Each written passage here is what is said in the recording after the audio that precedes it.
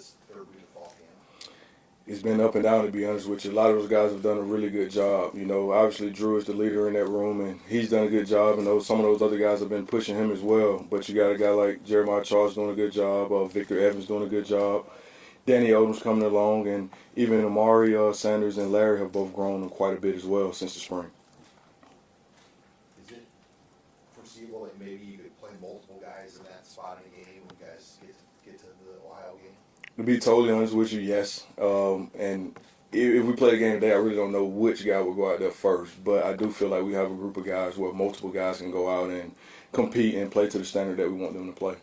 Is that where you want it, or do you want somebody to really emerge here in the next 2 weeks? To be honest with you, I want a guy to emerge, to take it by the horns and run with it at the end of the day. But at the same time, all those guys are competing. And I'm saying that, not saying that no guy has done it, but the competition has been really, really good in that room. So I definitely want to see that. But the truth be told, we're not going to really know until we get in those winning moments in the game. Because, yes, you have them in practice. Yes, you have them in scrimmages. But as you guys know, it's a whole totally different deal when you're out there in front of 70, 80, 90,000 people. So it's definitely going to be, if we play today, it'll be by committee. But I would love for somebody to grab it by the reins and say, hey, coach, you have to play me and not this guy. Is there anything specific you're looking for someone to do that and take the reins up? Ultimately, it's going to be the consistency, but at the same time, I feel like all those guys have been fairly consistent, and so when you got a lot of guys in kind of that same group there, what's the next thing? It's going to be the physicality. It's going to be the grit. It's going to be the playmaking ability. Who can take the ball away from the offense is going to be the main thing. You guys have, field and boundary corners, or do they both? Is everybody interchangeable? So during the spring fall camp, we normally play a left and right, and we get a good feel on who's better at field, who's better at boundary, and if we need to go that route, we could. But right now, we've been strictly left and right, just so we can see the full skill set of all the guys. Is Marshall one or the other, more so? No, he played a lot of the field last year.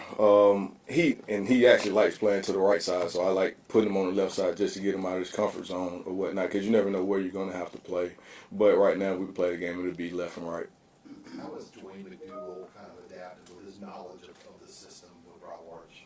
Really smart guy. Now his knowledge with Coach Orers has been not only good for him, but good for the rest of the guys in the room, because he's a guy that knows the ins and outs of the defense. And even when he first got here back in January, he did a good job of getting the secondary guys together and kind of getting them through the base installs and just getting through some of the terminology early on. So he's been a huge, huge asset from that standpoint.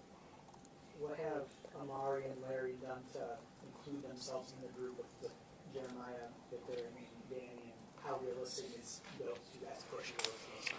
I would say you saw both of them over the course of fall camp make more plays on the ball. Winning the one-on-ones, I would say, is where they become better at. And I think that's a testament to them guys just working hard and really honing in on their technique. Like I said before, I think early on they were kind of immature. Hey, I may or may not play, so not really taking it serious. But I think both of those guys have really buckled down and focused on their craft.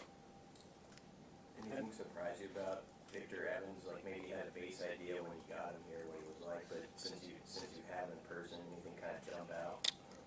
Well, two things. One, Vic is a lot faster than what I saw him play on tape. And I've dealt with guys like that before. I played with some guys in college like that. He's just so smooth in what he does, so it don't look as if he's running as fast. And then the second thing I would say is that Vic is a really smart football player, and you can coach him hard as crap. His demeanor don't change. So I would say his demeanor and his speed are probably the two biggest surprises to me.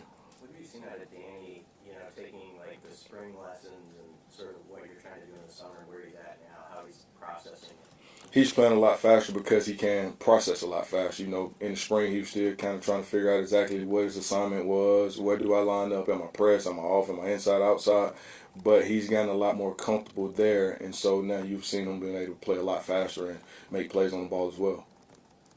Did you recruit Vic out of high school? I was unfamiliar with Vic out of high school. When you get a transfer like that, what do you like? Because you got evaluated on tape to some degree. What Correct. are you looking for, and how do you decide yes to this guy and maybe not? So looking at transfers is really no different from me looking at high school kids, and the first thing I'm looking for, does this kid have playmaking ability?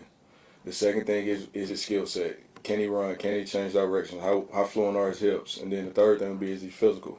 or not? You know, is he willing to make tackles? In his league, corners will have to tackle quite a bit. And then the fourth thing, I look for size or whatnot. And then it's really the final thing is the X factor, which I call the mindset.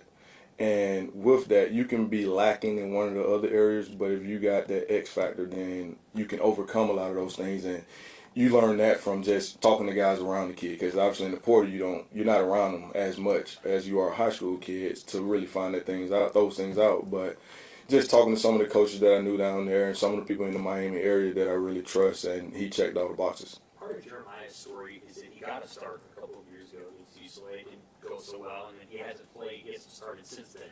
How's maybe he talked to you about that experience and how you maybe prepared him, because he's going to be out in the game and maybe even start, to kind of work through if he makes a mistake and just go on to the next play? Cycle of a snap, reset is something that we always talk about, you know, and each individual play is its own entity, and you never know which one play can affect the game negative or positively. And so just getting Jeremiah to reset and just have that confidence, because he is a really good player. He's a really athletic guy, but corner is a position where if some things happen bad early, you can lose your confidence, and that's one of the things that you don't want to happen in that position. But he's done a really good job of working his tail off, whether it was in the weight room getting his weight up or on the field honing in on his craft. And I think he's a much more confident player, not even from 2 years ago, but also even from a year ago when I first got here. Hey, what is the schedule moving forward? I mean, when you guys start maybe introducing Ohio, and do you guys plan to have get some scrimmage work in tomorrow too? Yes, we are going to do some live stuff tomorrow, scrimmaging offense or whatnot. And then as for Ohio, that'll probably be later in the week.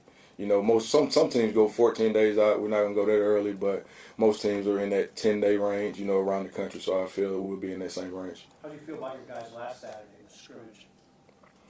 It was a solid day. Obviously, defensively, we weren't very exotic, didn't do a lot of things, which was really good for us. We saw guys have to cover guys have to get off blocks and make tackles, but I feel really good about where they were last Saturday and where they stand today.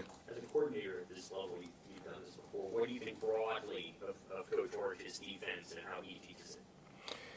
Well, for one, it's very sound. It's very simple. There's a lot of buzzwords that we can use where guys know exactly what to do, and I think just with the simple reads, guys are going to be able to play a lot faster and a lot cleaner. Good. Appreciate you guys.